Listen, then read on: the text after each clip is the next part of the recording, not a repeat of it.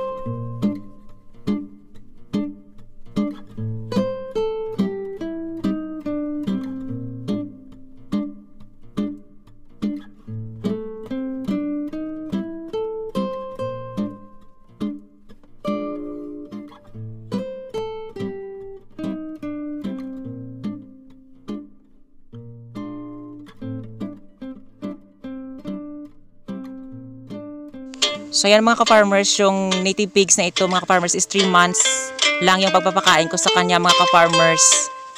So akala ko yung native pigs is yung kanyang kilo kapag ipakatay is mga dyan lang sa mga 20 or 25 kilos. So sa awa ng Diyos mga ka-farmers is 39 kilos ang kanyang kilo mga ka-farmers.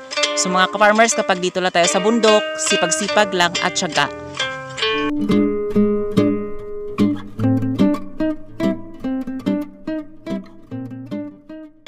Maraming salamat sa walang sawang pagsusuport at panonood sa aking YouTube channel. And don't forget to like, share, and subscribe to my YouTube channel.